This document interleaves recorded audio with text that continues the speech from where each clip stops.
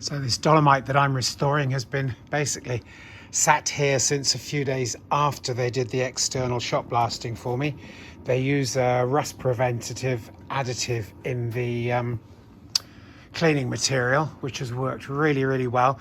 I had it outside for a couple of days after it was worked on to get rid of the worst of the blasting media that was inside the car, but then the weather got really cold and foggy and humid, so it's been in the workshop. I've got underfloor heating, which helps to keep it from freezing. It also keeps it really dry in terms of not being humid, and you can see how there's a few bits where I've put some rust preventer onto bits that were obvious, but basically all of the metalwork is exactly as it was after they left.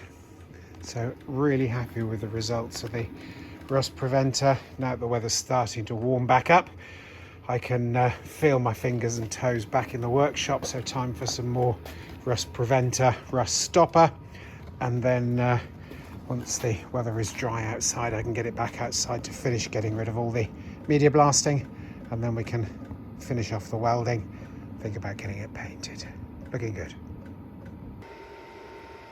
And here we have the induction heater being used to great effect to provide some localized heat on these roof damage areas, so that with a bit of leverage from inside and a bit of straightening up from outside with a hammer, I can get it as close as possible to perfect. Still only up to 6 degrees in the workshop, with the diesel heater running gently to keep the chill off. I've got the roof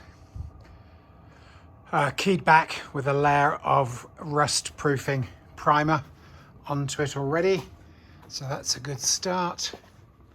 I've done the windscreen surround too, all the way around.